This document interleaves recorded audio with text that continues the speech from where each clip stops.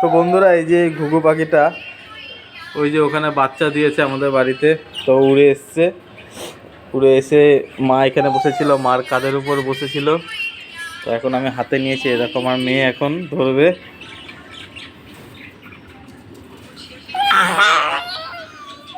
ধরেছো ধরেছো,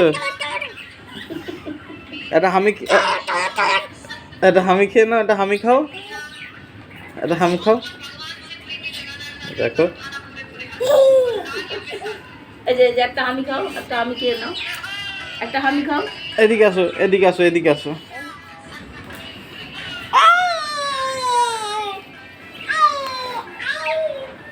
তো আর কিছুদিন পরে পাখিটা উড়ে যাবে, আবার এর বাবা মা আসবে, এসে আবার ডিম টিম পারবে।